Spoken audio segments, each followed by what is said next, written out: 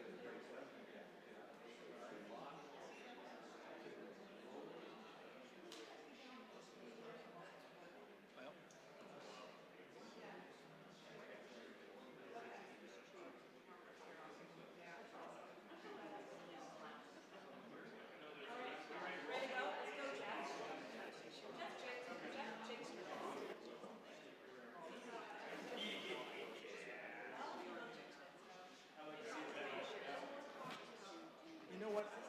Got one.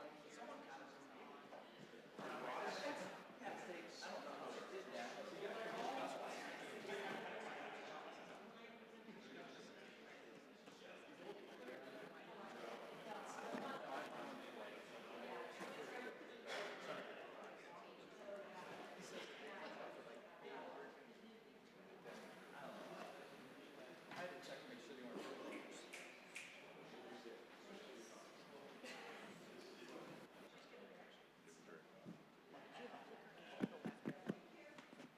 Legs down.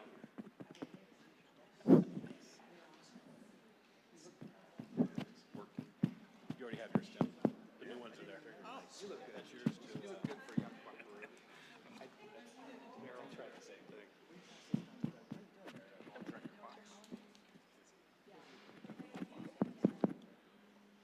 Okay. Hey, Tim.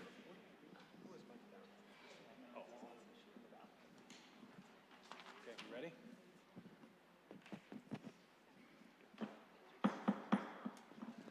Okay, I'd like to call to order North Canton Special Council meeting, January 13th, 6 p.m.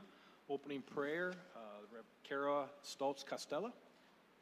Reverend, welcome.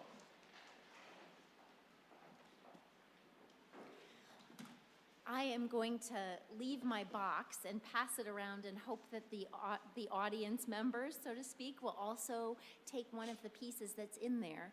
What's in my box are pieces of softened glass. And Harold Kushner, who's a rabbi, tells a story about how the tablets, when Moses came down from the mountain, having interfaced with God, met the people, and they weren't doing what they were supposed to do. Anybody here ever encounter people who are not doing what they're supposed to do? And Moses got so mad that he broke those tablets. And Rabbi Kushner tells the story about Moses gathering up those shards of the covenant with God and putting in the Ark of the Covenant. And as the people traveled in the wilderness, they carried these shards with them so that they could remember that God was with them. So when you do your work, and when the people don't do what you ask them to do, or when you don't do what is asked of you, know that our covenant God is with you and loves you and guides your work. Let us pray. Lord God, we give you thanks for all of the ways in which you call your people into service in this world. You have in mind for us perfect community and beautiful relationships with one another. But we're not very good at going along with your plan. So we ask, God, that you would guide these leaders of ours to be wise and prudent and prayerful and thoughtful and cooperative with your plans, so that our community might more fully reflect the kingdom of God, your perfect desire of good, healthy, life-giving relationship with one another. Amen.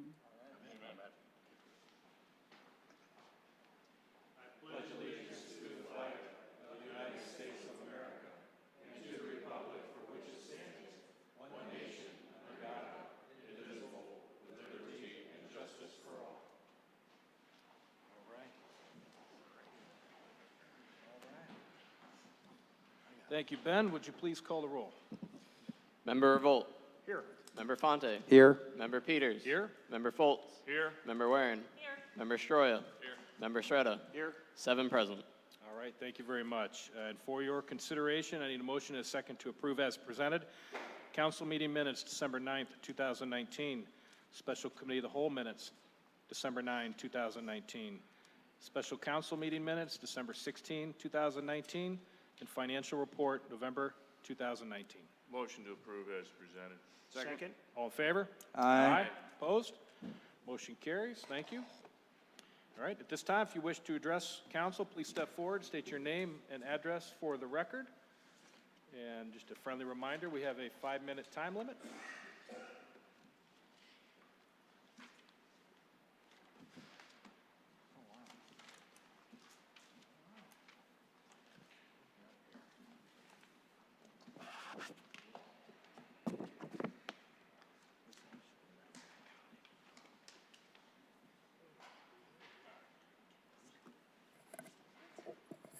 Melanie J. Roll, 308 Portage Street, Northwest, North Canton, Ohio. Happy New Year, everyone. I always like to be upbeat the first public speaks. I don't know if I'll end up being upbeat, but I'm tempting. I'm speaking again about the clerk of council. I think I've spoken about that prior. I believe on the agenda tonight, the clerk is listed, Mr. Young is listed as the clerk of council. I believe on a prior meeting, Mr. Peters told me that he would be listed as an interim because he has not been, the process has not been completed as far as interviewing and posting and things. What I want to bring to your attention is your first document, which is when the codification of all the ordinances was done. I believe it was the July 8th meeting. I believe the law director was involved on this process, as well as the finance director and probably some others. As you can see, it was passed on emergency. It was signed August 26th by then Mayor David Held and then Director of Finance Laura Brown. It was submitted to Drain, which is the entity that holds the codified ordinances. I think it's now American legal, but it was drained for many, many years. And the third document on that first set is what was submitted to drain with the mayor then and the clerk of council then, which was Ms. Brown. And then you also have the roster of officials. I assume this roster of officials is accompanies this because it's a permanent record of the people that were in place when this legislation was passed and when it was sent to drain as the legal document. You can see that Director of Finance was Laura Brown, Clerk of Council was Laura Brown, Mayor was David Held. If you currently go to the American Legal site, which is on the city's website, it's really handy, you get to all kinds of things. What's listed now is that Mr. Stephen Wilder and Benjamin Young were the ones that did this certification in July and August of 19. I don't think Mr. Wilder was mayor then. I don't think Mr. Young was clerk then. And then also currently on the website is the roster of officials, which somehow got updated to currently what you are. I believe that was an overzealous intern that did that. You have Ms. Alaback as the Director of Finance. She was just recently hired. You have Mr. Young as the Clerk of Council, which I don't think he has been appointed or selected to that position. And you have Mr. Wilder, the mayor. And also I forgot, Mr. Stroya is on there instead of Ms. Kiesling. So we have 4 things that are not correct. I think it was an oversight. If Mr. Young were appointed assistant clerk to a seasoned, qualified clerk that was employed by the city so he could be mentored, I've been more than happy with that. I think that, once again, council needs to supervise whoever's in place at the clerk position and think about posting and hiring a permanent clerk. Thank you. Thank you, Melanie. Thank you. Okay.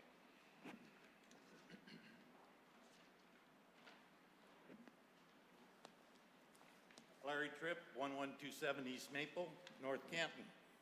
Tonight, you guys will vote on the second reading of Ordinance 85, 2019.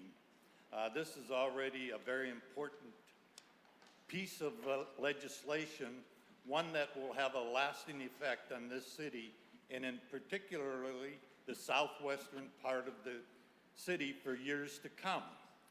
This, too, was a major issue on our recent election. Too often, I believe this council will vote on an issue without really reading, understanding, or realizing the importance of that particular piece of legislation. That was never more evident when you brought to chamber floors legislation on Main Street Business District, Ordinance 03, 2019. This, after completely blotching Ordinance 63, 2018. Remember voting on legislation citing an intersection of Portage and Main Street? And then after this, fixing this, voting on legislation citing Everhart Northwest with South Main Street? Then this followed a couple months later, the blunder on Ordinance 41, 2019, rental registration. These are just a couple of many. I have expressed my views often as to why I believe these blunders continue to happen. You see, I don't care how you vote. That, of course, is your decision. And while I may disagree, I am just as much interested as to why and if you are prepared to vote on important legislation. Again, tonight you are voting on an important piece, one that has haunted North Canton for the past 17, 18 years. All of you, with the exception of Councilman Stroya, have been on council for the past 4, 5, 6 years. Some, many more. I would expect each of you have had dialogue with your constituents on Arrowhead. Surely you had meetings prior to Committee of the Whole meeting on December the 9th when you cleared this subject to council floor on December the 16th. So with that thought in mind, and again, since this is important, why not a roll call vote rather than simple A or nay? An excellent opportunity for citizens to know their elected representative thoughts on such an important piece of legislation. We have heard of Arrowhead costing the city hundreds of thousands of dollars for many years, and we now know for a fact it will cost a bare minimum another $400,000 and undoubtedly much more over a 5-year period. Why? I would appreciate the chairperson and her council president, for the record, explain to me which is identified on the contract as the account. Recently, a letter to the editor submitted by a North Canton City citizen included a quote from President John Adams, which reads as follows: "Facts are stubborn things, and whatever may be our wishes, our inclination to the dictators of our passions, they cannot alter the state of facts and evidence." Think of those words. So after the chairperson of finance, probably without an explanation as to contents of the ordinance on Arrowhead, recommends a vote, I ask that each of you remember the state of facts and evidence of other important council votes in the past. Please, before each of you vote, cite some fact that influenced your vote. Remember, a vote for this legislation already reflects a negative $400,000, and again, undoubtedly much more. I feel you may be aborting your role as a council and merely passing this vital decision to a future council. What harm would come to the city if you merely closed the doors at Arrowhead? I see another dogwood swimming pool in the future. And again, we just read in the paper, Rosemont Country Club, after 100 years, closing its doors. And you read of statistics. Young people aren't golfing today. So what is the real intent of a 5-year contract? Are you trying to build something up? What is the intent? What would happen if you closed the doors? That's, I think, all that I'm searching for. Thanks. Thank you, Larry. Okay. Yes, ma'am. Hi, I'm Karen Banfield, 915 Emerson Avenue Northwest, North Canton. I really didn't plan to speak, but after listening to some people, I just felt I wanted to speak. Number one, thank you for what you're doing. Arrowhead. Yeah, everything I read, I've never been a golfer, that golf is going out. But no matter what happens with it, it has to be used, or else it's just going to, the city would have to maintain it, something would have to happen. So I don't have any, personally, any problem with trying to get another vendor in there. Maybe they'll switch things around. Maybe those buffets will work out. Maybe they'll think of some ways to use some of their property in a more creative way. So all we can do is hope, on that and see how the businesses go. I also wanted to thank the city for, I don't often come to the meetings, but I look at things online, for that company that's going to come into the Hoover Company, DBAT. That I guess they have one in Solon. It's indoor batting practice. Well, personally, I don't do that either. If I was living, which nobody is living there, it's just other businesses, I probably wouldn't be real happy. But I thought, man, they're going to have all those young people and college-age kids going in there and stuff. What a great opportunity for other businesses that are nearby to provide food, drink. I said that's a good thing. The new car wash that's gonna go in probably on Apple Grove. I did watch the Planning Commission, information online. I watched it as close as I can because it's really not that far from my house. And I was really surprised at the reading that their architect said he got of the road noise on Apple Grove of 87 something, which is way above the federal highway, mitigation for noise level. Unfortunately, that's just going to increase as the years go by, and that's something the city might want to think about in the future. The other thing I noticed about that car wash, they're going to do, looks like they're going to do a beautiful job with the lot, putting in landscaping and the fencing. And he sort of like wavered on, the 20-foot height of the lights that were there. Maybe go higher, So if it comes to you guys, you may want to look at that. They are going to have, LED lights, but they're going to have dimmers and put it on, dim it down after business hours, after 8 o'clock. Other than that, I think it's a great idea. Their egress and ingress is going to be okay. Sounded like everybody on the Planning Commission thought they were just going to be turning right-hand turn, but now, because the architect said he had a hard time making a left-hand turn, but they're going to have a left-hand turn lane too, which people have always been coming out of there, left. Who knows how much traffic they're going to have. We're going to see. Get a good rainy, good snowy day, and weather turns nice. Everybody's at the car wash when that happens. But that's all I'm just commenting. So thank you, and have a good evening. Thank you, Karen. Thank you, Karen. Aren't you breath of fresh air tonight? All right. Chuck, you're up.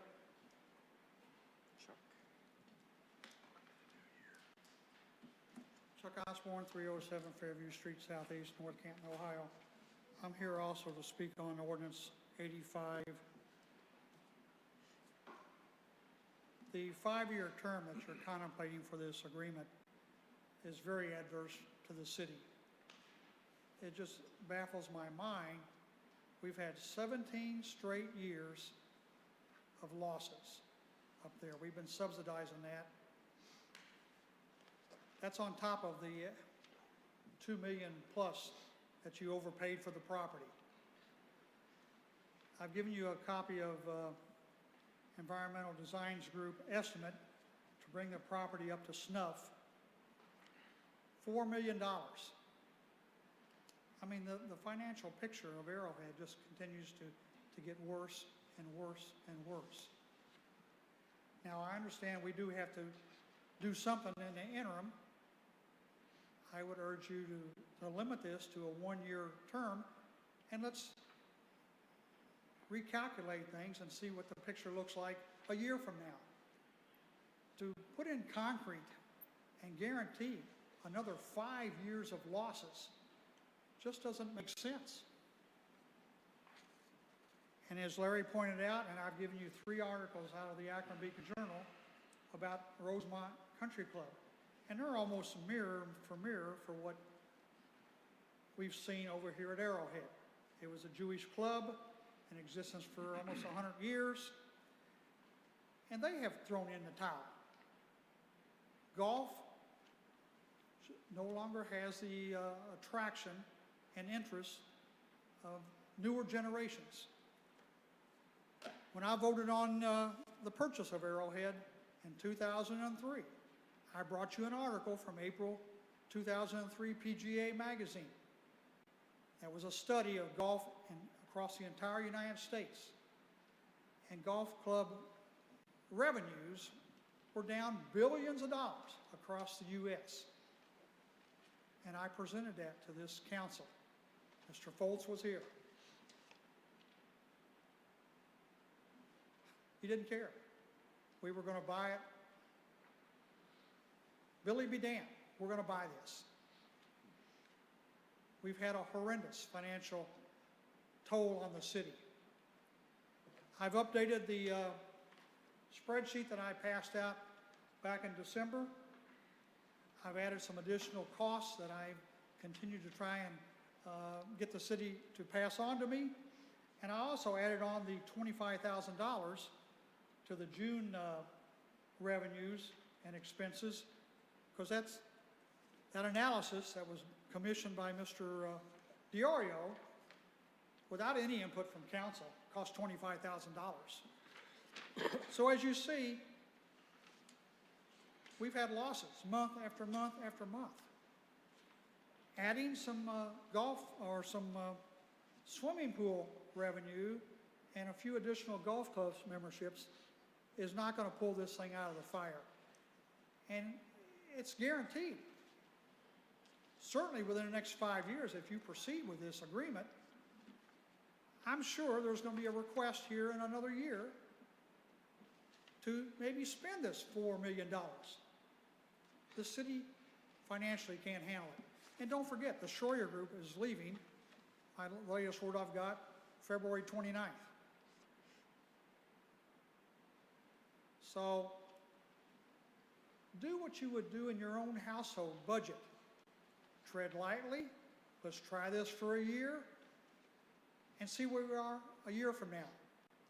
Do not lock yourself in for 5 years. Thank you. Mr. Osborne?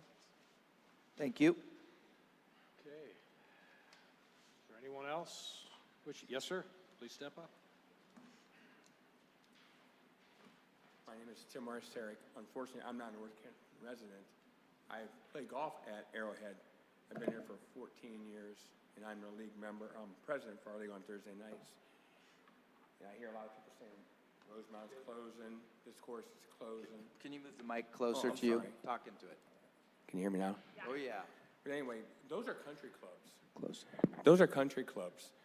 Tam O'Shannon just closed because the owner there decided he didn't want to do the business anymore, so he sold it out to make more money profitable that way. A lot of people do use the golf course. We have 32 league members that come here every Thursday. We play golf. Everyone comes in, eats afterwards. It is an added community. They have a pool there. It's full all the time. They have swim meets there. If you're not a golfer, you still do see it's used there. They have a building just like this building there. I see many weddings there. A friend of mine was married there a couple of years back. You got to look at the bigger picture of, yeah, we lose money. I work in the medical field. We lose money every day, but we don't say we're going to stop doing medicine because we're losing money. You got to look at the bigger picture. I understand these people, my taxes coming out of that, but you got to look at over the long term, is it going to be well worth keeping this here? Everybody wants to build houses, put in different businesses and that stuff. That's really not the answer. We're forgetting about all the other stuff that everybody else started before that. So I'm an avid golfer. I didn't start golfing until later in life. I have patients who are 87-year-olds who golf. You still have to, you can't take all the commodities away from everybody just because, it's not, lower the cost and the price of it, then you want more people to play. You can do it that way too. But it is a needed asset to the community. They're missing that point of it then. I'm sorry that, your taxes might go up too, but there's got to be ways to look around that too. How can we help accommodate this? There's not just one answer to a problem. There's many. Everybody here looks at that. How can we handle it differently that way then?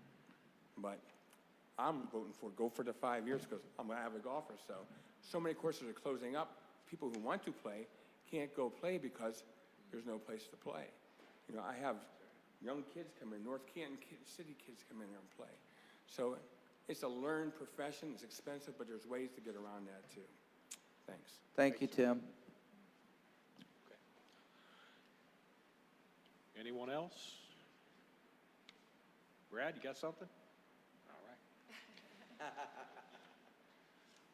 Okay. We will move on at this time. First, I'd like to welcome Ms. Gina Alback to the first meeting.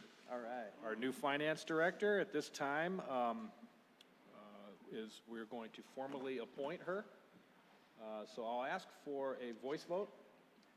And then afterwards, I don't want to put you on the spot. If you have any comments or whatever, or anyone else has any comments, we'll do it at that time. So Mr. Ben? President? Yes, sir. I would make a motion that we approve Gene Albeck as the City of North Canton's Director of Finance. It's a great motion. I hear a second? Second. Ben?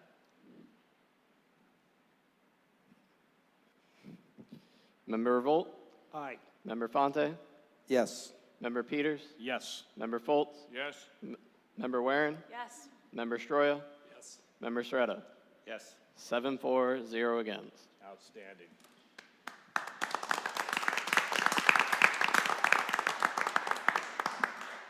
Congratulations and welcome aboard. Is there anything you want to say? I'm happy to be here. I have no report for you tonight. Just started today working with Marge. Okay, Well, thank welcome you. aboard. Welcome aboard. Not as excited as I am.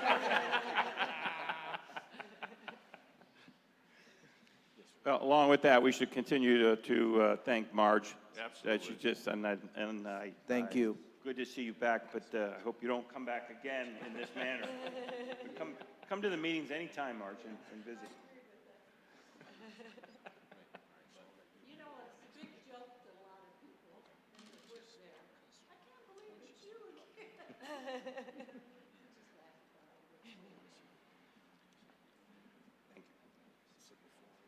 Marge, how many, was it 4 decades? When did you start here? You started, Beginning of 1980, January of 1980. okay, so you got into 5 decades, right? 80s, 90s. A little bit here, a little bit there. Yeah, that's Well, amazing. I had 21 years and 3 months the first time. Right, So that's yeah. chopped it up. These last 3 times. Doug, she started when she was 12. Well, that's obvious. Well, welcome, Gina, and Marge, thank you once again for helping us out. Thank you very much. It really is a love for me. I love North Canton, and I've always cared very much about it, so I'm happy to be here. Well, thank you. I'm happy to go. Yeah. Yeah. Okay, before I ask for a motion and a second for ordinance 85-19, there's been some questions that have been raised regarding whether I or Member Fonte can vote or even discuss this issue. So I'm going to let Tim weigh in before we go there. Yep. Thank you. I was approached by the 2 council members that were just mentioned, Member Fonte and Peters, that a person had alleged that they have a conflict of interest, they have an interest in a city contract, that according to Ohio ethics law, that person believed that they had a conflict and then were not permitted to participate in the discussion, debate, voting on this issue.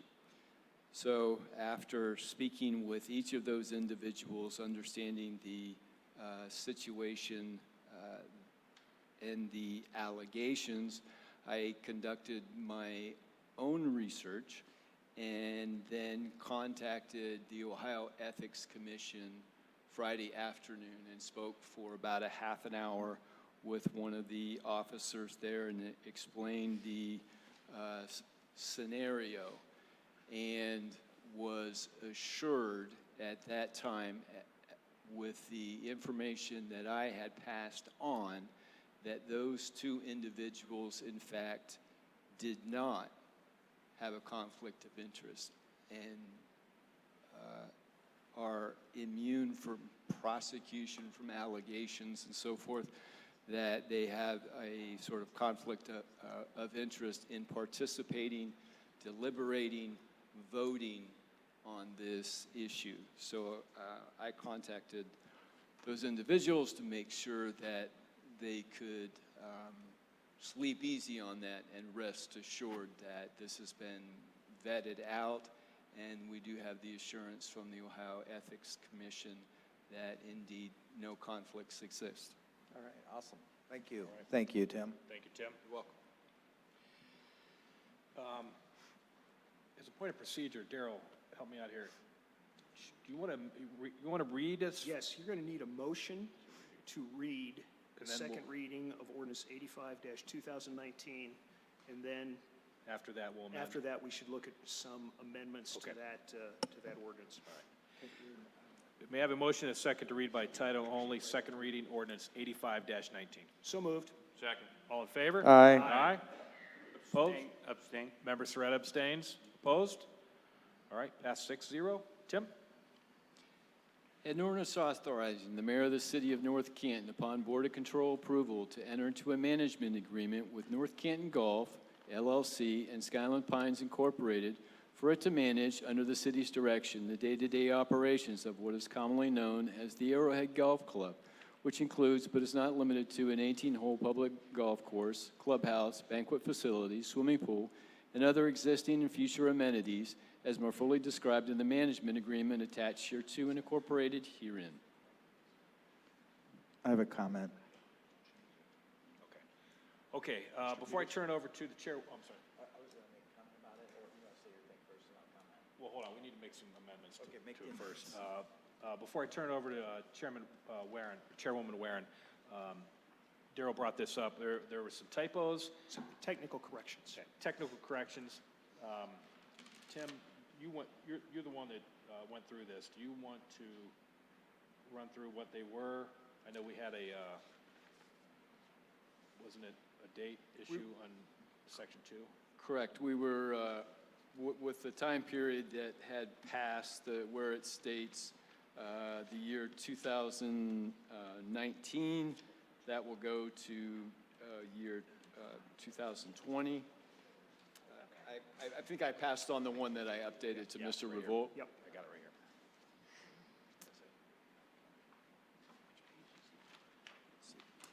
And that is on page 3. So we made that update in paragraph 2, and so that would change 2024 to 2025.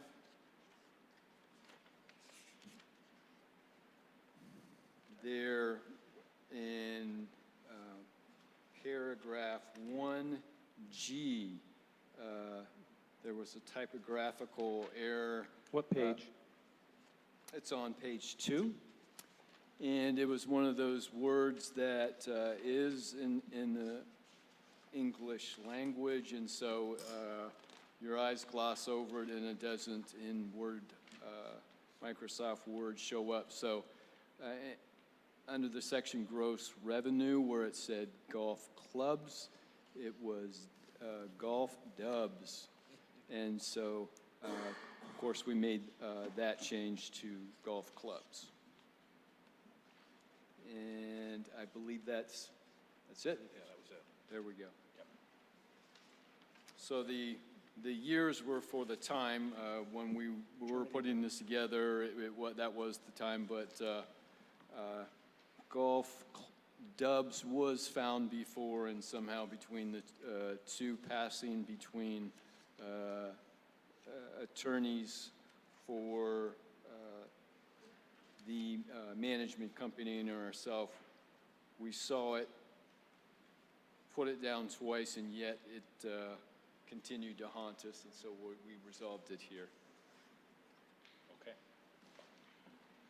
We'll make a motion. I would move that we amend ordinance number 85-2019 to reflect the technical corrections as described by the law director. Second. All in favor? Aye. Aye. Opposed? Member Soretta abstains. No one opposed. Okay, at this time, I'll turn it over to Chairwoman Warren. Okay.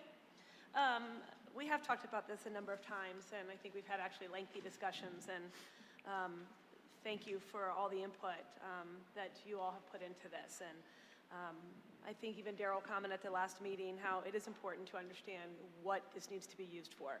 I don't think any of us are taking this lightly. We do consider it, or I consider it, a huge community asset. I read a lot of the Stark polls, and what people want when they move into the community is they want a place to play. They want a place to bring their families, engage in. I don't know what this is going to look like in 5 years. I don't think really any of us do, but I think it's important for us to get real numbers with real data, and we haven't been able to do that over the years. So I think we are taking the right steps. Pat, I know you talked about the one-year commitment. I don't think there's any vendor that would sign a one-year commitment with us because that wouldn't give you the data. I mean, I work with Seymour Industries, and they do this for a living, and you have to have data that's reflective year after year. And we just haven't been able to do that. And I think with the right kind of management, the numbers may change. And we keep forgetting, or we aren't talking enough about, we now have a property that the city owns, that others helped us pay for, that we weren't paying a monthly assessment on. So I don't know. If you want to talk about the one-year commitment, that's great. Maybe there were some other questions, and people can say a few things, but yep. If I might, Chairman, facts have been pointed out are stubborn things. fact of the matter is, this contract contains an escape clause on that 5-year provision. On page 18, clause 10C, it states that if we have 2 years of consecutive loss, we can walk away from the contract. Mr. Osborne, you're out of order, and you know it. I think it's important that the taxpayers understand that a great deal of time, energy, and effort and thought has been put into this contract to protect their interest. I think the other is that we again need to be reminded that if we close the door on this, there are considerable attendant clauses on any other near-term option that produce no revenue. We have a building and we have 100 acres that will require some maintenance and security. And I believe we would be grossly negligent if we didn't know what those numbers looked like. Right, If we simply voted to close this. right. But again, 2 consecutive years in the contract protects us from loss. And 2 years gives you at least some data, which we just And we'll haven't have had. data. Yeah. I have a question. Pat, do you want to talk about, or Dominic? Member Fonte had a question. Thank you. Karen and Tim, I concur with what your comments were. You know, it's hard to get someone to commit to anything for 1 year. I mean, because it's a lot of, you need a cycle or two to try to understand who's on first, right? So a 5-year commitment makes sense. We have the weasel clause. If they don't perform, we can pull the plug. But I think, giving them an opportunity to see, they came in November, so you're going to have the bad times for the next several months. Then once we get confidence, because like if you're going to have a golf league, you want to know you have some commitment time. I'm not committing to anything I don't feel safe about or that you're going to be there tomorrow. The other thing is weddings and all these other things. I just think that the property has not been leveraged to its potential of what they're saying they're going to do. The people that are currently there now, have some track record, and they seem to do a pretty good job with some of the others. The other thing I just found out is that golf is coming back in the youth part. So the young people if you start doing some research on this, this is a big deal. And part of it is because they offer scholarships in college for golf. So now these younger people are getting involved in golf much earlier now. With all these other courses closing, puts us in a very good position to make us a leader in the golf community. And like I said, I just think we just need to give it a little course of time. And then if it's not working out, then we pull the plug. Thank you. Good comments. Don Patrick, just some add there. Yes, I would like to review for the council one more time why we are doing this contract in the way that it was designed, and so that we all understand if we are voting on this and making this go forward.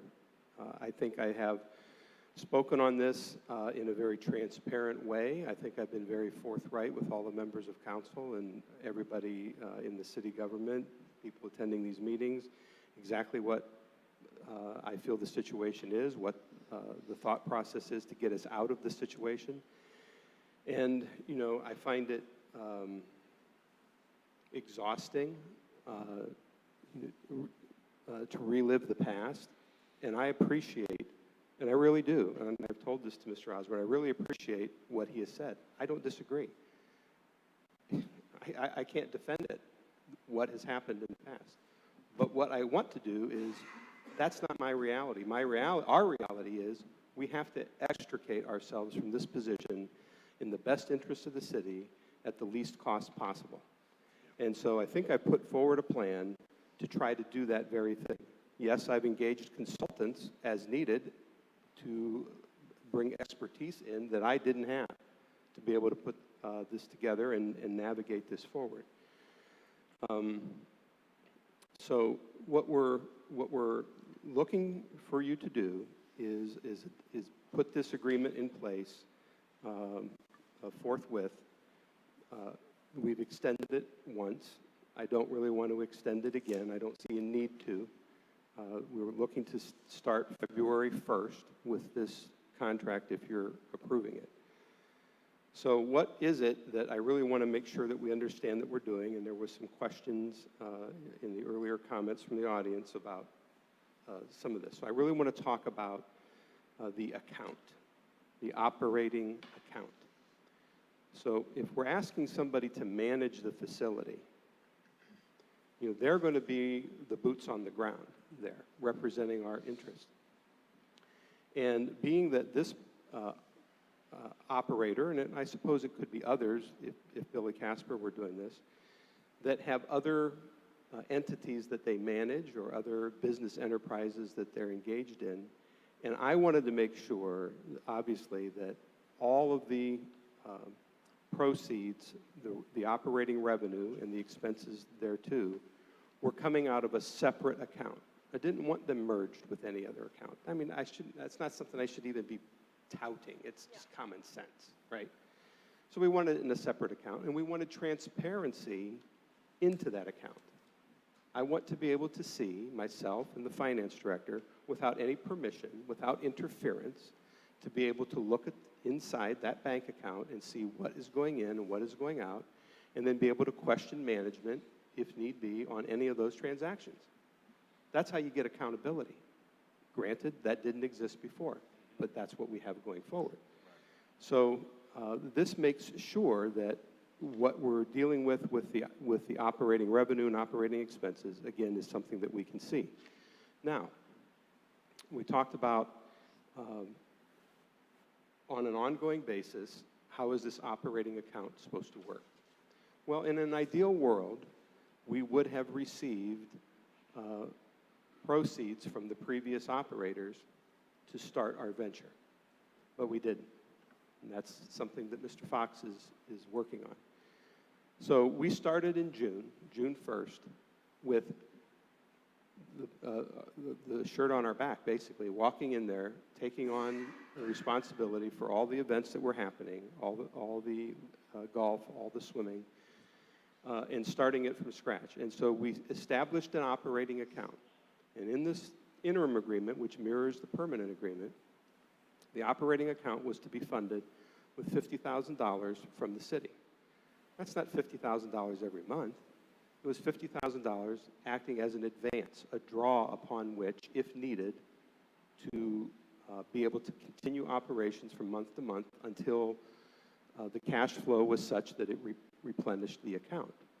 So, you know, in the beginning, council voted on that, and I did not give, or we did not cause to be deposited into that operating account the entire $50,000. I held back 30 of that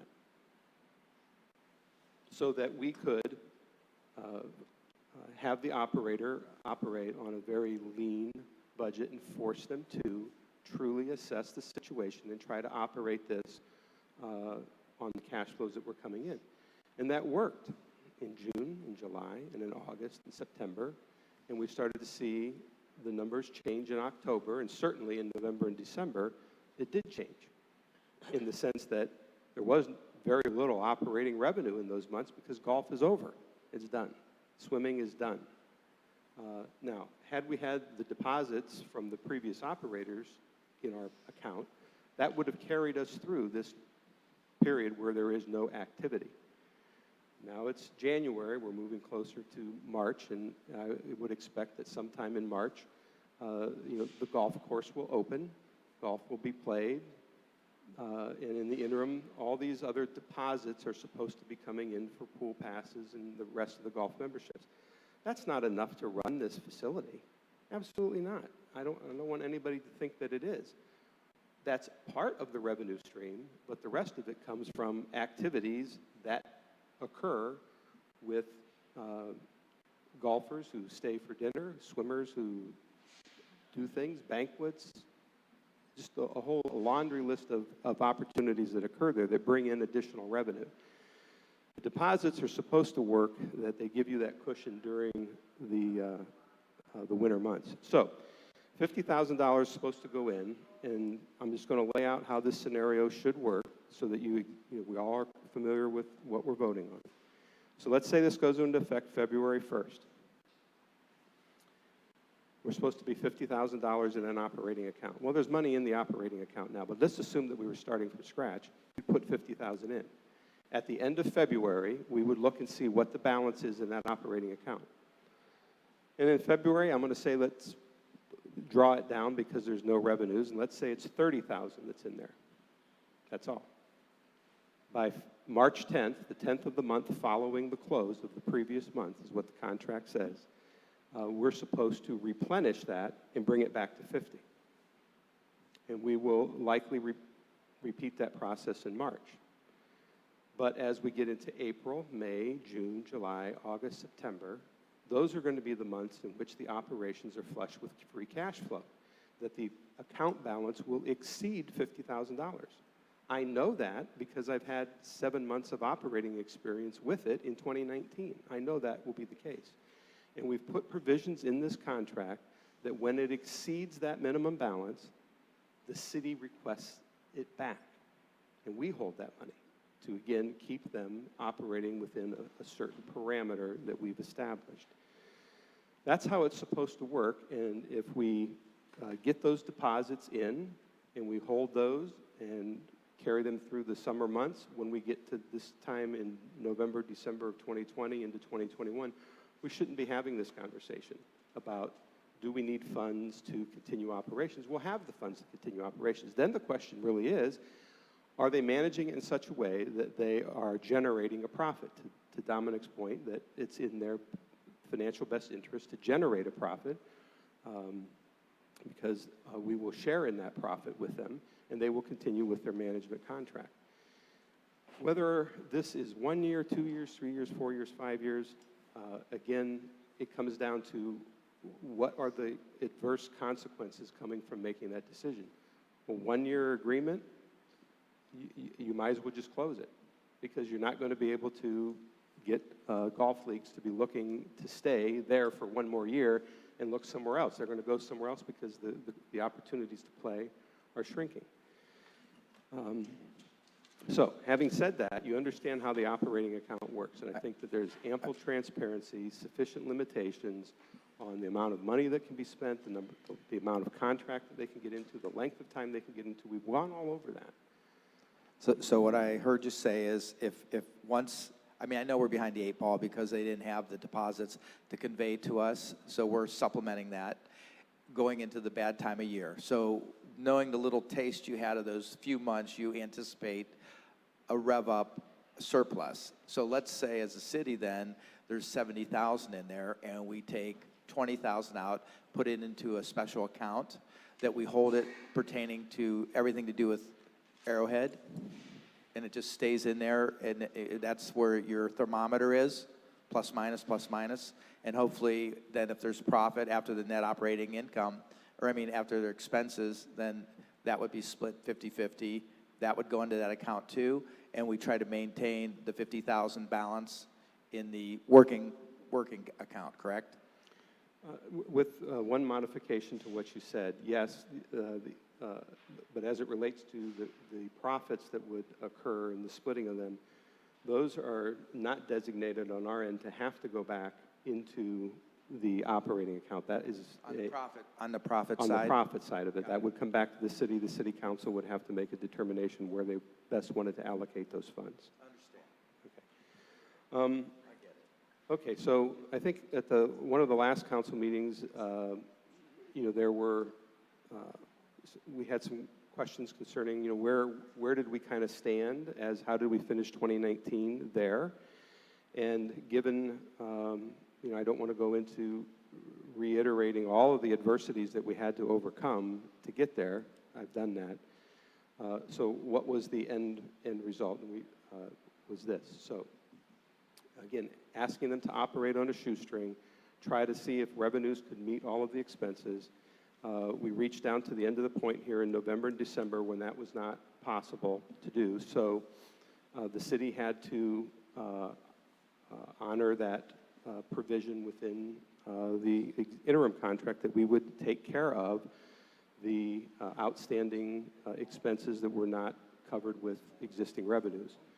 So to that end, I met with the management of the course, the president of the NCG, the general manager, finance director of the operation, Ms. Farina, myself.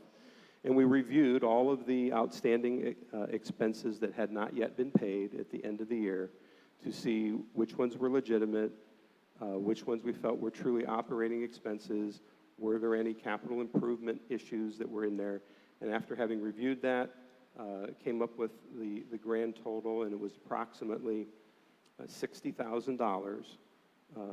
That is really what it cost us, in addition to the management fee, to run this for 2019.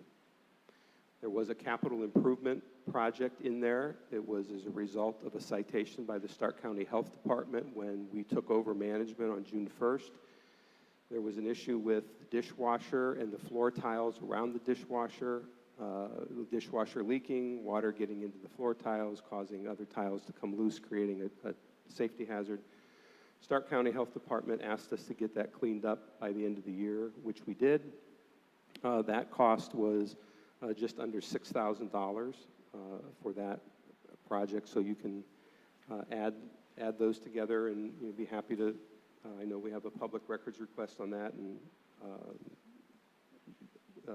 issues for council to circulate. But I wanted to share that with you in real time right now. That's what I can tell you, that the operations at Arrowhead was about $6,000 in capital improvement at the end. And of course, we did about $20,000 worth of capital improvement on the front end as a result of citations issued by the fire department concerning operability of fire suppression systems, smoke alarms, and smoke detectors, and fire extinguishers. So we took care of all that, got that up to speed.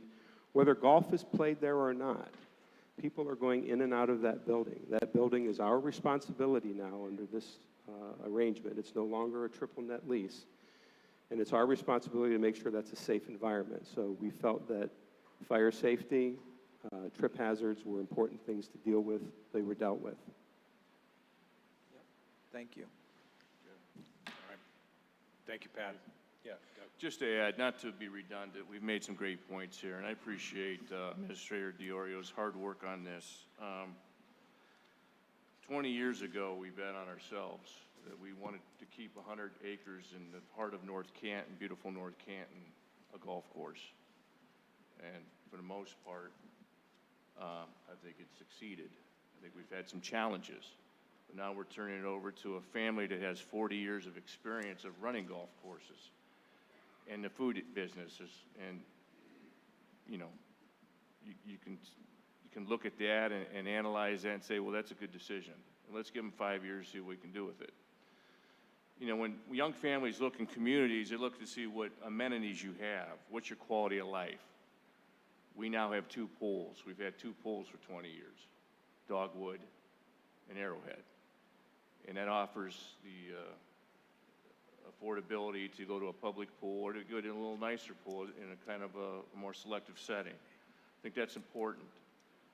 I think the wedding venue there can be great as is building. It's just a matter of us updating it. We have all kind of possibilities with bocce, sled riding. Anybody that grew up in this area went sled riding in Arrowhead. I think those are good memories for a lot of families growing up, and there's possibilities with that.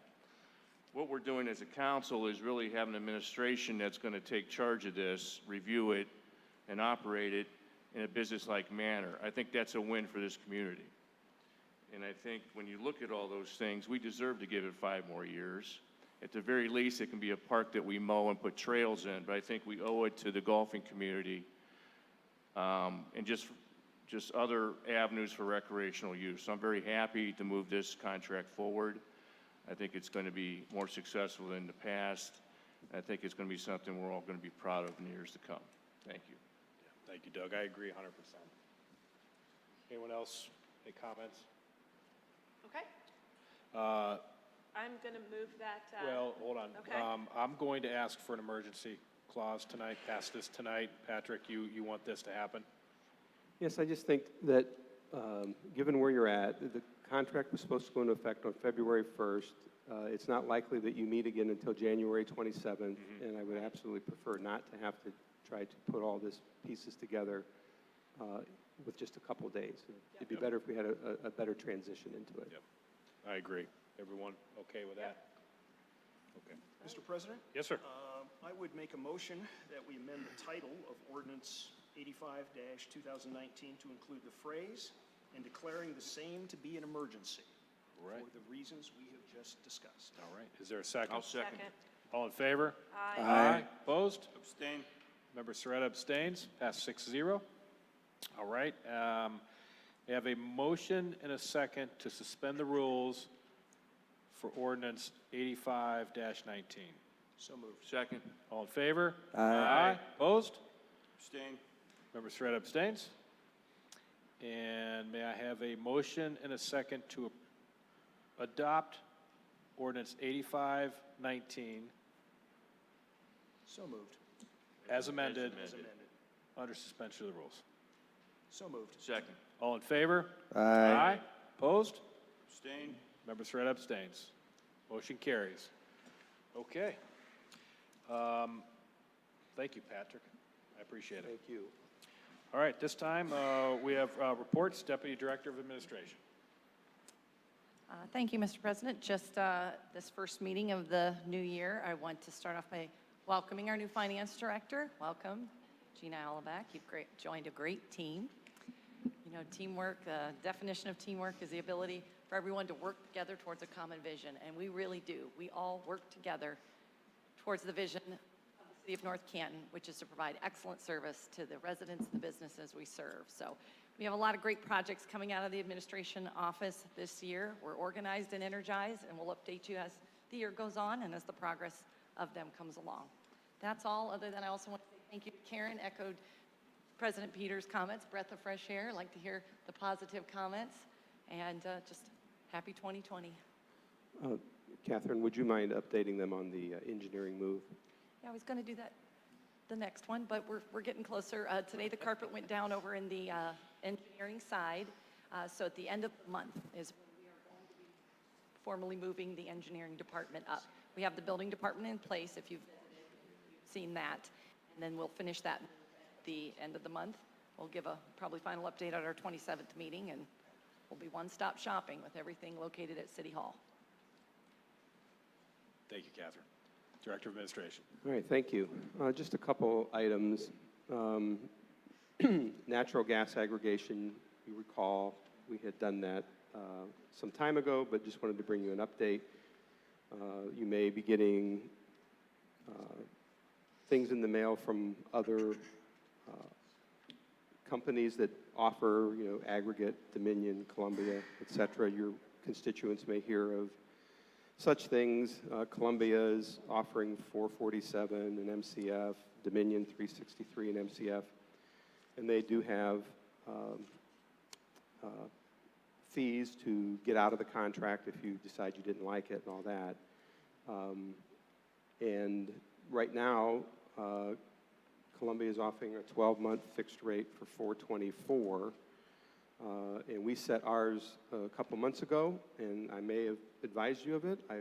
Quite honestly, with all the excitement that has happened in the last 90 days, and maybe I forgot. North Canton's is $2.92.5, 2.925. It's the lowest in our history, and that is a fixed rate for 12 months, and no penalty to get out if you don't like it. We're not saying it's the best rate available, and you're welcome to go out and find one that's better, and more power to you if you find it. But we think that that's a competitive rate for our residents, and are very happy to see that. When I looked through the consultant's report, I think I've updated you in the past about the number of individuals or entities that are subscribing to our natural gas or electric participation program.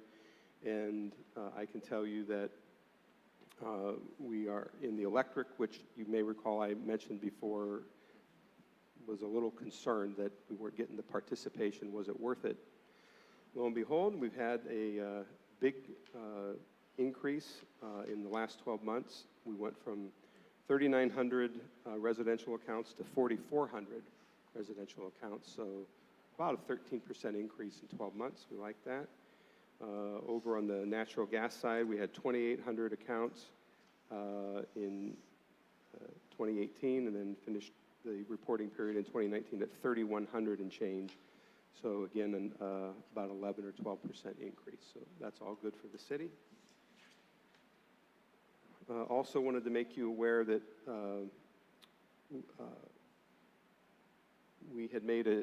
I had made a change to a process followed by the building department when a zoning certificate is required. Worked with the law director on this, and what we've asked is that prior to a building permit being issued by the department, that if there is a zoning matter, that an approved zoning certificate be obtained through the appropriate bodies, if needed, zoning board of appeals, rather than just starting down the building process. So we want to avoid situations where someone may start a building project, not realize that they're building it not in compliance with zoning, but they didn't check. So rather than just sit back, we want to be proactive in that, and we've instructed our building department to do that on the interim until council passes legislation making that a mandatory requirement, which I think would be a good idea.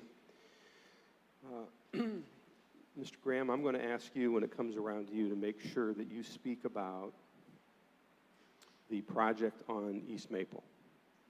There has been a lot of angst over this project. I think the press release that came from the Ohio Department of Transportation didn't properly characterize the nature of this project.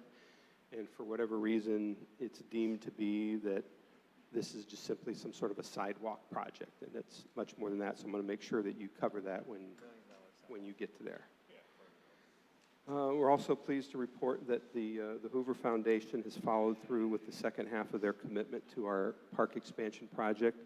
We received in the mail here a check for $125,000 from the Hoover Foundation. That represents the other half of what they had given us. So again, their total commitment is $250,000. We received it.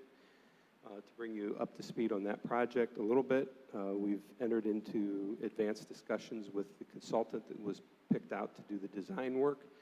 We believe that we're going to break ground on the Bitzer project this year, this spring. We should be bringing a design forward on that in the next few weeks. We've had a number of committees that have met, looked at it, put their input from around the community to kind of come up with the best plan on what would serve the community the best. The Dogwood project, we will be looking more at, we've had a preliminary design discussion. We'll be advancing more of those talks over here in the summer when I feel that we have something that's pretty close to what the input has been. We obviously want to have the council and everyone else weigh in on that before we move forward, but I don't believe that's a project that we will break ground on until 2021. We did submit our request to the state legislature for an additional phased investment in our park project. Initially, they gave us $750,000. We had asked for $2 million. So this time around, I asked for another $750,000 of that. And Senators Schuring and Representative Olslager are working on that. And we'll know, hopefully, in the next few weeks what the outcome of that is. That concludes my report. Thank you. Very good. Thank you. All right. Thank you, Patrick. Good stuff. Mr. Mayor. Yes, thank you very much. Just want to welcome council back from winter recess. Most of all, welcome to Ms. Jenna Alabach, our new finance director. Thank you very much for accepting that role for our city. Marge Loretto, thank you for your contributions over the last few weeks in getting us through a transition period. But most of all, my compliments to your staff that worked in our accounts payable and receivables, who stepped up and worked extra hours and extra effort to keep our city employees paid on time, and we've paid our bills and welcome the money that comes into us in very different ways. They really did an outstanding job. And please, again, convey my thank you to them. And council, please remember the good efforts that they did.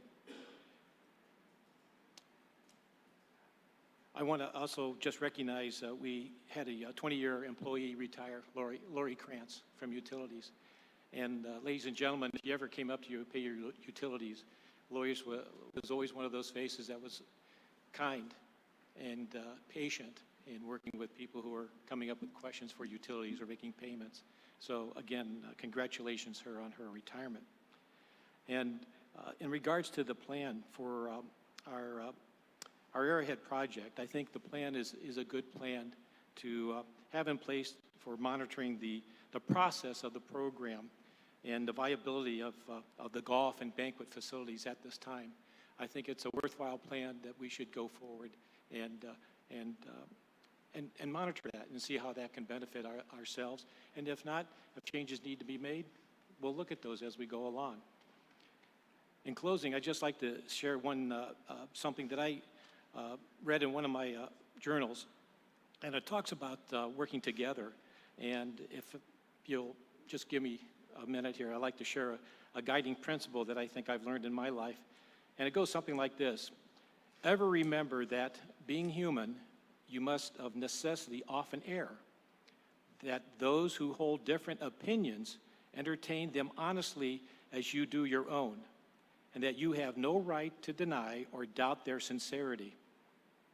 Especially never harshly denounce an opinion that more experience and a more thorough investigation may someday compel you to adopt. Therefore, always treat your opponents as if their opinions were at some time to become your own. I don't consider our citizens opponents, but we understand too, I appreciate any of our citizens who come forward to share their concerns. You know, their willingness to bring their points of view to council, and for all of us to hear where your sincerity lies. And I just thought that that was appropriate at this time, that we recognize the importance of the input from the people who live in our community and work in our community, that their opinions matter, and that you never know when each one of us may change our mind on an issue or a topic for the betterment of our city. So thank you very much for this time and privilege for me to address the council. Thank you. Thank you, Mayor. Member Volt, let me defer if you would come back to me, please. Sure. Member Fonte. Thank you. Happy New Year, everybody. Gina, welcome aboard. Marge, thanks for coming back. Good things just keep on coming, baby. Woo. Anyhow, what I wanted to do is I had a meeting with one of my constituents right before this meeting at 5:30, and he's been in the community over 50 years, and I know he was frustrated because he was bringing up things that are already corrected, but he didn't know it. And so I said to him that we need to set up a meeting with the administrator. Sorry. Set a meeting up so we can talk about all the things happening. So what I committed to doing this time around is one video a month pertaining to things in the city to help keep the citizens up to speed on. So as citizens or council members or administrators, administration, if there's certain topics you think they're important to get out, and, you know, like even when Karen came up and she was talking about the car wash, you know, 20-foot lights, 30-foot lights. I mean, this is like deja vu for me. This is how that Main Street business thing all started, is to have the flexibility to be able to do a 30-foot light instead of a 20-foot light because of the LED, the technology, to save the businesses money. So there's just so many things that are happening in the city, and I'm blessed to be able to see what's really going on from the arena. And so what I'm saying as citizens, there's so many positive things, and Karen, we appreciate your positive feedback. It's always nice to get something refreshing, and of course we respect everybody's opinion. I think the reality is that we just have to continue communicating based on where you are. And I know, like with technology, you know, 97% of all people go online and gather data, Google, YouTube, and so on. So I would just say to the administration, you know, we should probably work harder to get a little bit, see if we can get more newsletters out. and we should take advantage of the water bill. I know there's only so many characters, but I think we could do that because everybody has a water service, and a lot of people use the older technology. But, you know, obviously, as things evolve over the next few years, we're on track for correcting that. And so my commitment to you and everybody will be one video a month, and I'd like it to be a good one so that you guys are informed on what's really happening with the help of the input from our team. That's all I have to report. Thank you. Thank you, Dominic. Director of Law. Thank you. Earlier, there were some comments regarding whether or not people should be referred to as an interim in their title officially. And when that was initially proposed to me simply in a question, my response back was, what reduction are we expecting from that person not serving as the clerk or as the finance, but as the interim clerk of council or finance director? And the response was, well, nothing. We're expecting that they're doing all of the exact same duties that the interim would be doing. And of course, we all know that these two individuals were appointed as an interim, but it appeared, almost, it felt mean-spirited, as it was like a pejorative term. Interim clerk of council, interim director of finance, when we had the expectation that they were going to be doing 100% of the job. So my suggestion was, I don't understand why we need to put in a document that that employee was serving in some reduced capacity as an interim. So if you're offended that they do not have that title, you can direct it toward me. I thought it was appropriate. If you're doing 100% of the job, you should be recognized during that time as you're carrying the title. The other thing that came up with that, and something that I was certainly pleased with, was the eagerness. It was called the overzealousness, but I think the eagerness to find things that perhaps need updating. And if you recognize that something is no longer current, the title is incorrect, something along those lines, if you're offended that the correction is made now, if you went to the online version of our codified ordinances and you saw the slate of council that was there previous to the last election versus what it currently is, perhaps you might make some sort of mistake if you weren't aware of those changes. So to be addressing this publicly and in some way in kind of a dismissive tone for someone's eagerness to make things correct, I'm looking at it somewhat differently. That doesn't mean that there won't be some mistakes along the way, simply for the eagerness to perform some new duties. And we're going to see that when we get to committee, but that's the very purpose of the committee. And what we recognized was there's a couple small typographical errors in these ordinances, but that's the purpose of committee. We're going to correct those this evening. And the reason that, for me, that it's not upsetting is that we've just recently gone through what can amount to 3 clerks. And we had, similarly, 3 clerks essentially performing the duties for the legislation, and each wanting to perform those roles. And as a result, some of the documents had some things that some of the others didn't, and they were saved in some different locations. But again, that's what the committee's for, and we're going to iron those out so that we have the clearly defined roles, the clear locations where these electronic documents will be saved, and then the last set of eyes before they go out before council.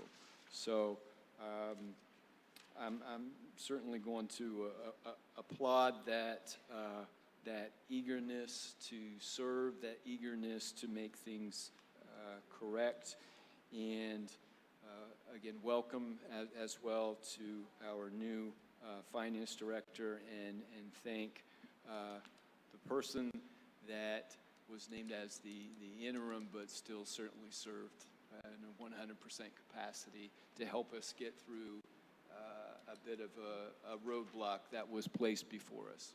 Thank you. All right, thank you. I'll double back to member Revolt. Yeah, thank you. Larry, you had asked that the members take a open and unambiguous position on the Arrowhead management contract, and I want you to know that I support this because it is the best option to move forward and to gather information pertinent to a decision. The fact of the matter is, I participated in the review and the scoring of the proposals that were submitted to the city under the RFP that was prepared by the administration. I also had the privilege of participating in the interviews with the respondents. And the administration extended to me the courtesy of reviewing the contract in its various forms before we discussed it. I believe that this presented the best possible option given the management attention the administration paid to this issue. Therefore, I make no apologies. I vote for this. I believe that many of the concerns that have been expressed were reflected in the contract. The 2-year escape clause, for example. So, Larry, that's my position, and that's why I'm taking it. Now, let's come back to the clerk for a second. It was a year ago that we were looking for a clerk. And I think it's important to understand that that search concluded unsuccessfully. The search was organized, well organized, the net was large, and the fact of the matter is we had a limited field of qualified candidates who applied. I think it's important that we all understand why we had a limited field. Transcripts were problematic, but yet many of us believe that the preparation of a transcript was absolutely vital for the conduct of our business, particularly in the preparation of the historic record. But we had people who did not care to do that as part of their job description. Second, is that we had candidates who were likely discouraged by what they see on video. And that, unfortunately, as I've said before, long prior to our search for a clerk, how we conduct our business in this room at that microphone matters. It matters a great deal. And if we can't stick to the facts and the accusations fly, it doesn't reflect positively not only on the city, but ourselves as a community. And thirdly, I think we have to acknowledge that there were some candidates who were advised not to apply. So what we ended up with was with a situation that has worked by and large over the last year. Perfectly? No. But as the mayor points out, this is a human organization. We're going to make mistakes. And the goal is to correct them and do the very best job that we can do. Now, as I said at the time we stood up the finance director under Ohio law, I think it bears worth repeating, that in a township that may be 3 times the city of North Canton, there's a fiscal officer. Director of Finance, who serves as a clerk. So we're not out pulling something from the outer reaches of the universe to make this happen. This is what our previous finance director agreed to do. We put it together, and we're doing the very best we can to make this work. So as we go forward, I think our situation in some ways is reflective of our desire on council to try to adhere to the wishes of the people who show up. It's just that sometimes we don't have perfect tools to do that. That concludes my report. Outstanding, Darrell. Thank you. Member Foltz. Thank you.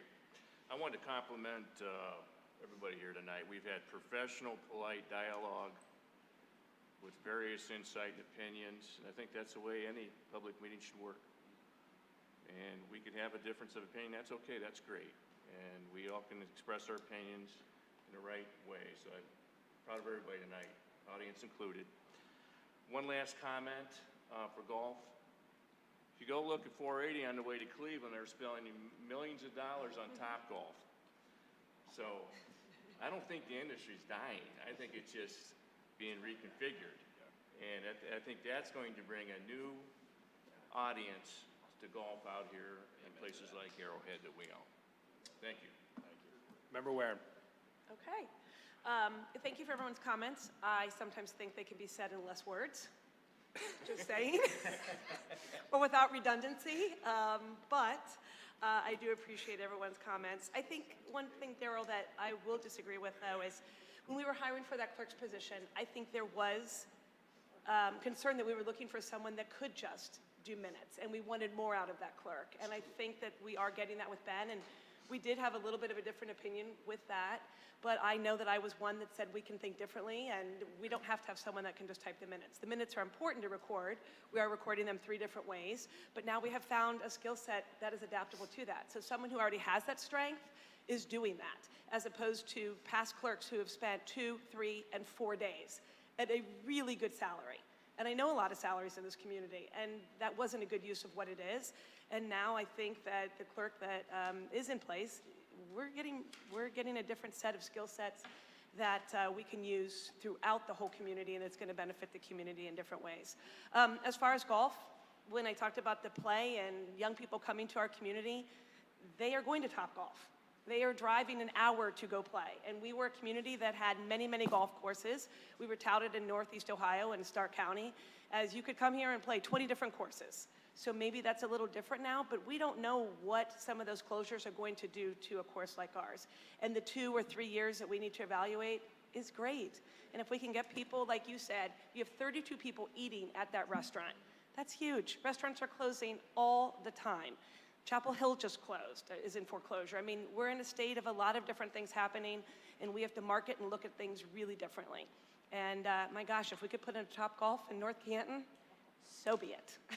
So I think it's great how we're looking at things, and I welcome new views. I'm excited to see what Gina brings, a different set of looking at things, a different eyes, different ways that you've done things through your school system, through Louisville. Louisville's a great community, so I'm excited about that. So that's it.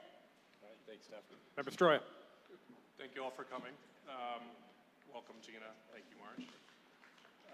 Rob, I do look forward to your comments on the Maple project. I've got a lot of concerns coming my way, a lot of questions, specifically the timing of Little League and tournaments and things that go on there, and then detours as well. So I'll look forward to that.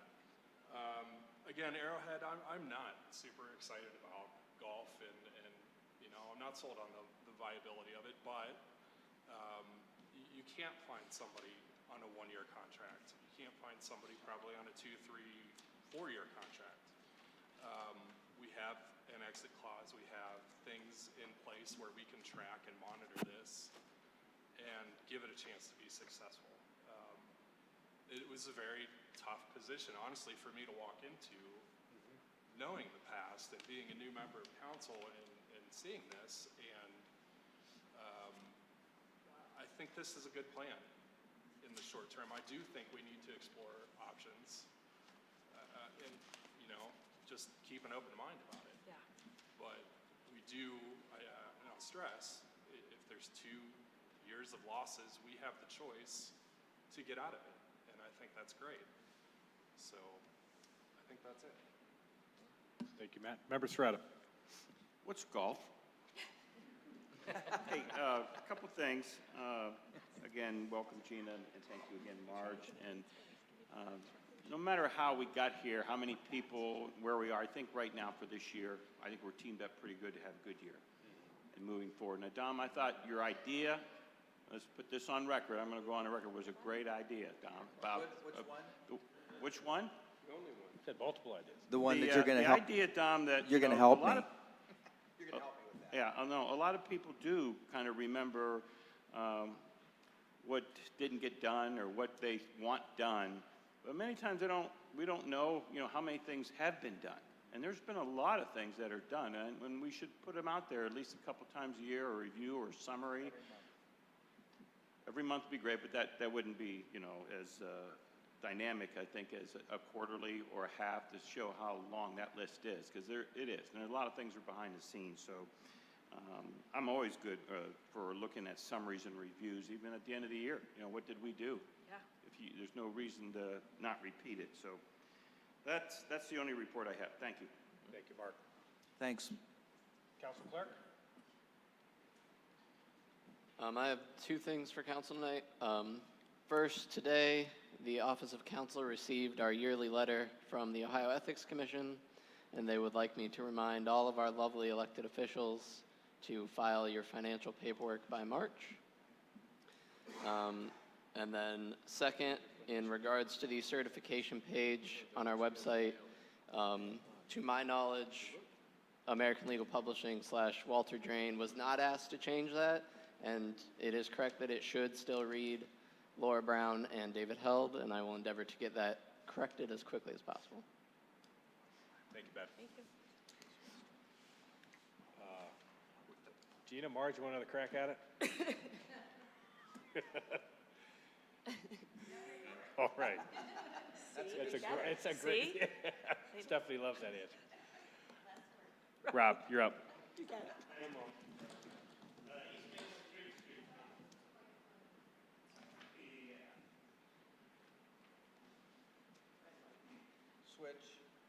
Switch with somebody else.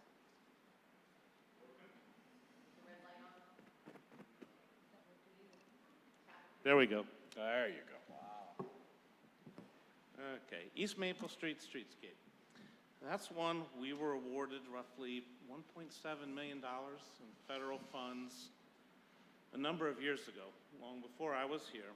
And what the project is going to entail is starting at the Marquardt and East Maple intersection and going east all the way to the Stark Parks trailhead, which is comes out to Maple about at the new post office site.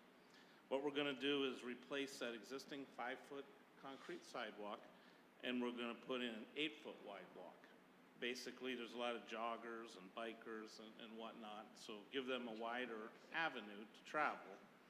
And also that sidewalk's going to have some decorative brick inserts, kind of like what we've done around the new portico and around the corner at the bank on West Maple. They'll have that look rather than a 2-foot double strip of Main Street. So the biggest component is the 5-foot walk to the 8-foot walk. It's going to have our typical North Canton downtown decorative black street lights to provide some security and some ambiance for the corridor. Are there any streetlights there now? There's only a couple of the ugly overhead street lights on wooden poles, and those will come out. Mm-hmm. And there's a couple that we've put in with the new decorative signal at the West Gate. They're on top of the traffic signal poles. But right now, there really are no street lights other than a couple ugly old Cobras on wooden poles that we'll remove. So we'll have the decorative street lights along that whole corridor. Again, for Walsh students to come downtown. That was kind of the attraction, I guess, of the project and why we were funded was when Walsh agreed years ago to annex into the city to really make them feel part of the city and give their campus the city look, and they encourage those students to come downtown as things are starting to develop downtown. Someday Hoover District really, pull them in and give that North Canton look rather than a plain township look. So since they came in. Other decorative treatments that we're going to be doing out there is at the Marquardt intersection and the Eastgate intersection in Washington Square. Those two signals, we're going to have sort of the decorative concrete square and brick crosswalks like we put in out there a few years ago at their Westgate, and like we have at Taft and East Maple and at the square. So really, again, give that North Canton look to that corridor. We're also going to do some enhancements to the city's pedestrian bridge near Marquardt over the creek. That is one of the ugliest things we have out there. We're looking at some things to do with that. Just to the east of that is an ugly retaining wall. We're going to replace that with a more decorative looking wall. And then lastly, the Stark County engineer has jumped on board. He oversees, or it's actually his to maintain, is the East Maple Street vehicular bridge. It's been probably a good 20 years since any work has been done on that bridge. And he's to the point where he really needs to do some structural repairs to that structure, or we risk load limits and things like that for traffic. So it's really in need of some major overhauls, and that's really what's going to cause ODOT advertises 60 days. I think more realistically, we're looking at a 45-day closure, so we can do those structural repairs. We don't need to close our road for the sidewalk, but to keep that bridge safe for our motoring public, we have to address that. So that's going to cause some headaches, and a timeline for that is ODOT has us awarding the contract sometime in mid to late June. We have to award it by the end of their fiscal year, which is June 30th. So if we award by mid-June, by the time a contractor even starts, it's early to mid-July. And a lot of that will help with the inconvenience to getting the Little League field, because I think they're more of a spring and early summer time frame that they're looking at. But we'll, of course, coordinate. We have to coordinate with them as part of the federal monies that we're expending. But I would think that we're probably mid-July to mid-end of August for that closure. And because we want to get out of there too before school buses come, before Walsh opens for the fall semester. So it's going to be some inconvenience. We had it obviously with the Everhard closure, but we're going to get a rehab structure. It's much safer without load limits for trucks or fire trucks or anything like that. So that's going to be the major headache. The streetscape construction is actually pretty straightforward. It's a 3-lane road. During the day, we'll just close that north side lane and they'll use the 2-way left turn lane for the traffic. So I think, but the bridge is going to be tricky. There's some things we can look at, part with construction, and with a traffic light at each end of it. We'll talk to the county, but that greatly drives up the cost. And you don't get as good a product with on that concrete deck with a construction joint right down the middle. But we'll investigate that. But it is going to be difficult. Fire, EMS, we didn't really worry about it with the Everhard closure. But Chief Bacon and Chief Minnock, they have to respond at Washington Square or Walsh or whatever. So that we're looking at mutual aid agreements, things like that. So it will be difficult, but the end product is going to be a heck of a nice corridor out there.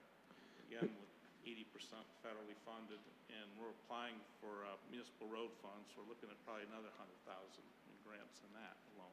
Okay. So other than that, any further questions? Thank you. Thank you. Okay. Very good. Thanks, Rob. Thank you, Rob. Okay, thank you. As far as the remainder of the January meeting schedule, there will be no meeting next week.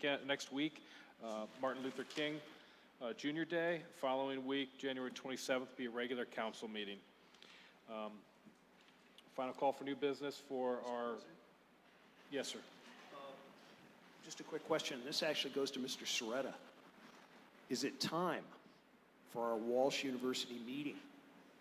Yeah, we need to talk about and get that going, right? Yes. Thank you. Thanks for the reminder. Okay. If I might be so bold. Usually it's like March or April when we have that. Yeah. We did it April 1st last year, no fooling, but if you wouldn't mind directing your council clerk, who probably got a familiarity with that facility, to start the ball rolling, that would be a great help to administration. That's good. Great idea. Okay. so. All right. Okay, motion to adjourn this meeting. So moved. Second? All in favor? Aye. Opposed? We are adjourned. Now I'm going to call to order the Special Committee of the Whole meeting, Monday, January 13th, 7:38 p.m. Clerk, will you please call the roll? Member Revolt. Here. Member Fonte. Here. Member Peters. Here. Member Foltz. Here. Member Warren. Here. Member Stroya. Here. Member Soretta. Here. 7 present. All right, thank you very much. First up, Street and Alley, Chairman Fonte. So on A, we're talking about our annual program, which would be the rock salt cooperative purchasing program. It's on an emergency, and we always buy it off season so we get a better price. Any questions on that?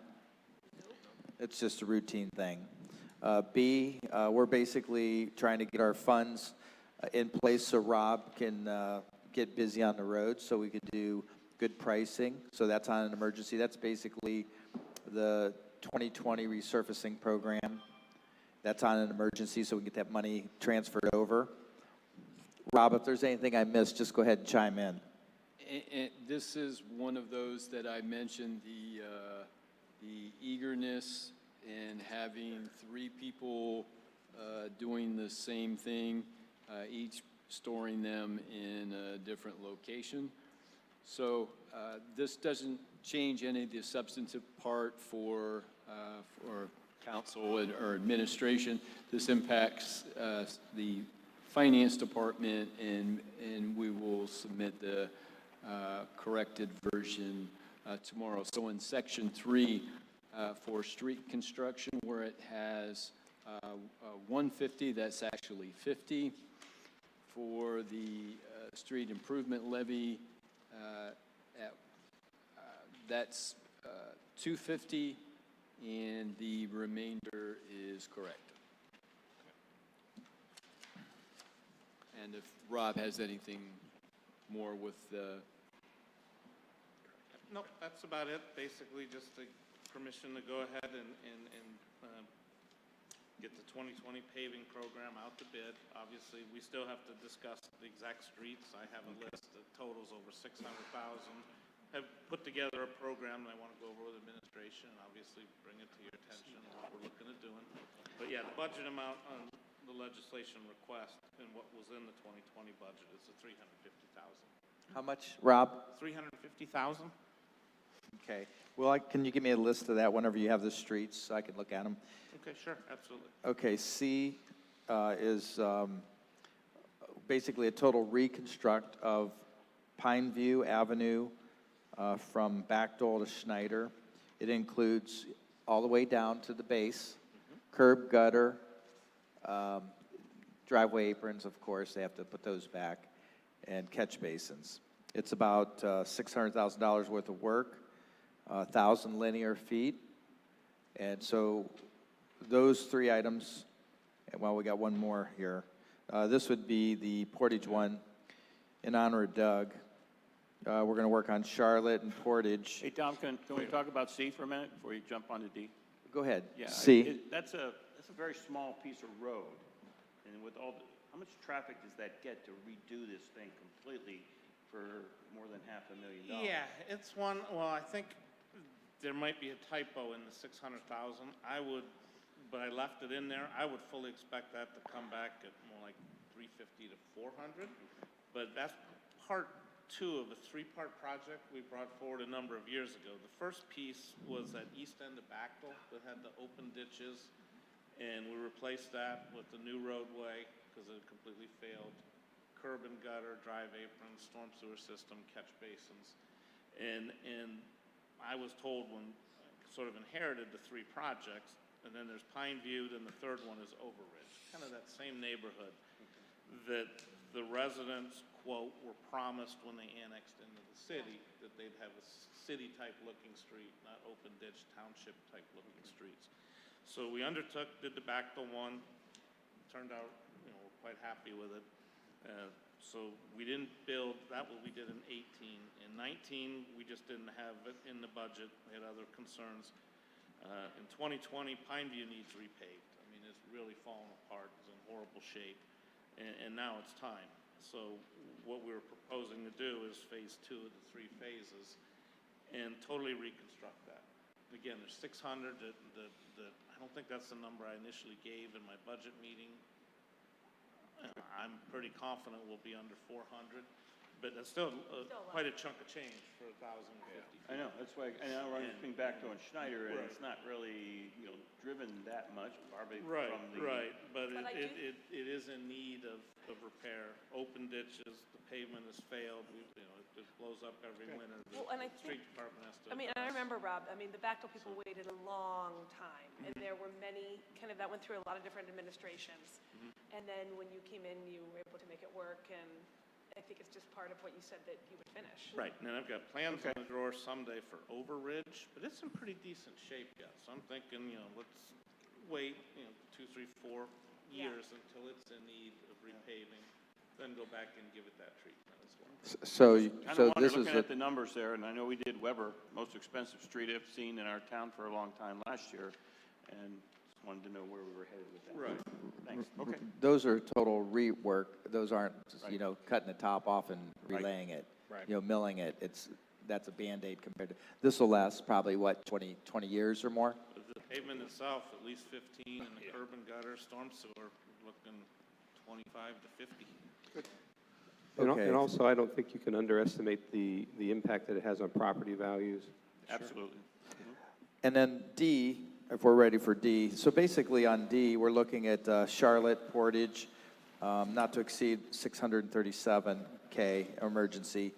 And Doug and I have been talking about this. Since that's a corridor, we want to try to make sure we can integrate, maybe make sure the sidewalks, and we just give that some thought so we don't redo work. And Yeah, and that's one of the things too we can discuss. That was another one that the city literally 5 years ago was awarded federal funds, and the scope of that was for milling 3 inches and replacing that with 3 inches of asphalt. So a repaving of 2 layers, and we would go with the polymer asphalt since it's higher traffic. And with the federal money, they do require that any curb ramps that aren't up to ADA standards with the red truncated domes, to get those in. And ODOT just informed me last week that they've approved the environmental document. And that does allow us a couple feet of curb here or there to replace some bad pieces or rebuild a couple catch basins. But it really doesn't give us the ability to go do a full-on streetscape. And that's not what the scope of their federal dollars is. But those are all things that we can certainly look at as we go forward in the coming years to implement that. Because we had a nice public meeting in this room. I was on the private side then, and that firm I was vice president of actually did the plans back in 2016 that had a lot of alternatives for Portage, Hillcrest, Charlotte kind of intersection area. And we can certainly revisit that. I think that'll be a good idea, because that is a main corridor, so we want to focus on trying to make all our corridors, tie it nicely to the city. Yep. So in my opinion, A, B, C, and D, I move to the agenda for the next meeting we have. If I may, the section 3 there for D, to get to your 637, the same thing that I simply mentioned. The first line item is 462,000. Second is 125, and the third is 50. And we will have those corrected copies to finance. Thank you. Tomorrow.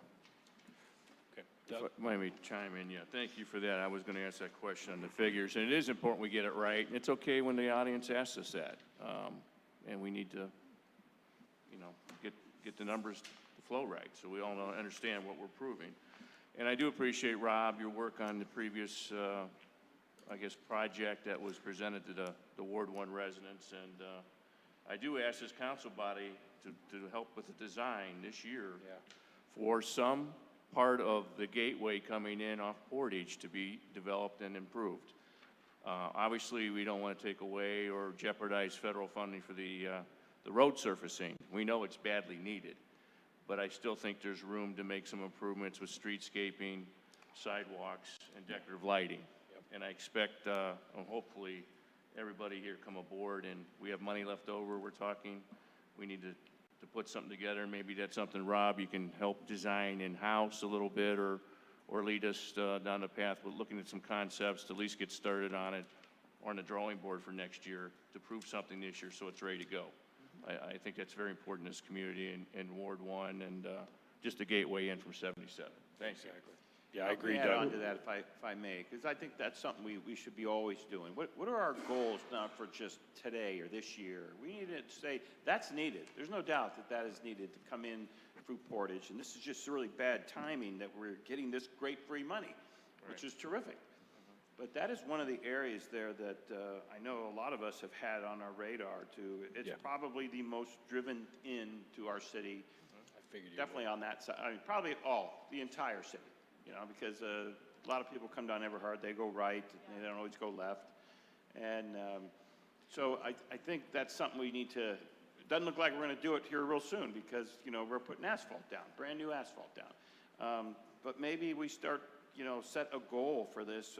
And I know, you know, Rob, you do a fabulous job of getting the funds and everything that I can't say enough about that. But let's set something aside and move forward on this thing for, you know, 3 to 5 years down the road here, that we start putting in some lights and curbs and make it look our streetscape like we have in our city, so it can invite people into our city. That's all. Patrick, you got something to say on this one? I would like to just make sure that the council is considering that when they're looking to do this, that we take it into account what the future plans of that street is. And we have a levy on the ballot for the school this year. Some of those meetings that all of you have participated in with the superintendent, provided that the levy is approved, there's an intention to build a facility on the Charlotte Street location. Building a school on the Charlotte Street location will completely change that street. Not just Charlotte, but Portage too. So I want to make sure that we're aware that if that in fact comes to play, they have a March 17th, voters will decide, and if they decide to go forward, we need to be taking into account anything that we're doing. We may have to widen that road. Correct. Before we start to think about putting decorative lights up and streetscaping it. If we have to widen that road for bus traffic, additional traffic and the like that's coming from that. So it may or may not happen.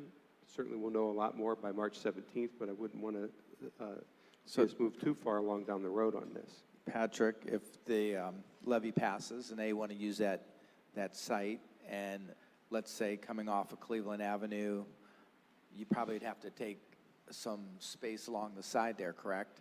We're going to have to completely, in my opinion, reconfigure how traffic flows around that area. Because so we'd have to have an buses pulling in engineer, and out, being able to head west or east. Consultant, what would we use? If that happens, we just have to have a consultant help us figure it out, or what? Well, I mean, it's not our project, it's the school's project, and they're going to have a site plan that they're going to put together and go through the planning commission, and we're going to meet with, the engineer and all the appropriate bodies to try to come up with a way to a win-win address that. Yeah. I'd like to look at those maps from 2016 again, if there's still, I was at that meeting, but I'd like to see that again. Because it is, that's perfectly said, it's going to change. I live right on Williman and Portage, and I see trucks going over the double yellow line because if you look at the width of it there, it's the side of a side street, and that's one of the heaviest traffic areas coming through, so it's needed for sure. Okay. Yeah, Rob brought him. We can look at it after the meeting. Yeah. Refresh it. Cool. I asked him to. Thank you. Okay, Dominic, we good? Okay, next up, Finance and Property, Chairwoman Warren. Okay. This is something that we do every year, just looking at different insurance providers. Is there anything, do you want to say anything finance or Patrick, or this is pretty routine that we do? And Not doing anything different, are we? no, we're not doing anything different, or it's pretty standard? Yeah. Yep. Okay. Okay, that's going to be on emergency as well. All right. Okay, very good. That concludes this meeting. I'll entertain a motion to adjourn. So moved. Second. All in favor? Aye. Aye. Opposed? We are adjourned. Have a great evening.